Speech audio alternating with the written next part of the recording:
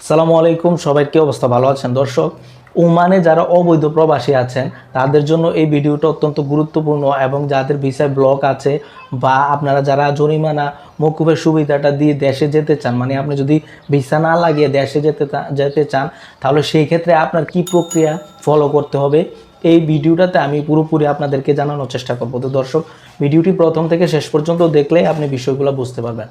প্রথমে আমি চলে আসি যে ধরেন যে আপনি একজন অবৈধ প্রবাসী, আপনি দেশে যেতে চান, তাহলে আপনি কি করতে হবে? আপনি অবশ্যই বাংলাদেশ দূতাবাসের সাথে আপনার যোগাযোগ করতে হবে বা রেজিস্ট্রেশন করতে হবে। এখন দূতাবাসের লোকজন যারা আছে বা যারা অফিসার আছে তারা কিন্তু জানিয়ে দিয়েছে বিষয়টা যে আপনি চাইলে অনলাইনেও কিন্তু রেজিস্ট্রেশন করতে পারেন।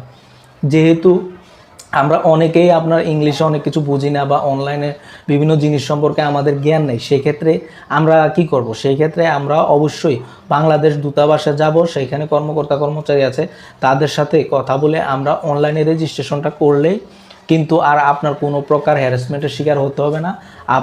আপনাকে ডেট দিয়ে দেওয়া হবে এবং পরবর্তীতে আপনি কোনো প্রকার জরিমানা দেওয়া ছাড়াই কিন্তু ওমান ত্যাগ করতে পারবেন। তবে এইখানে এই সুবিধাটা একমাত্র পাবে আপনার যারা এই ওমানে যাদের লেবারের ভিসা ছিল, মানে আপনি যদি শ্রমিক হয়ে থাকেন শুধুমাত্র তারাই এই সুবিধাটা পাবেন।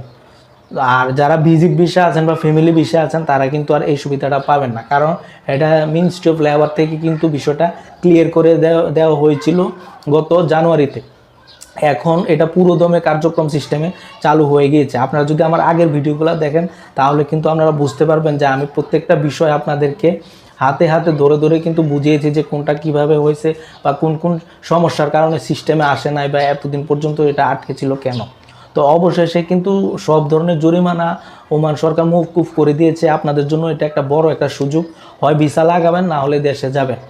দ্বিতীয়ত আসি, আমি আরেকটা বিষয় ক্লিয়ার করব। অনেকে বলেন যে ভাই আমার তো ব্লক আছে, ঠিক আছে, তাহলে আমি কি ভিসা লাগাতে পারবো না? আমি তো ওমানে থাকতে চাই, আমাকে আমার আরবাফে ব্লক দিছে, মানে অনেকটা আমার সাথে সে প্রতারণা করেছে বা আমাকে মিথ্যা অপবাদ দিয়ে আমাকে ভিসা ব্লক দিয়েছে, সেই ক্ষেত্রে আমি কি করব?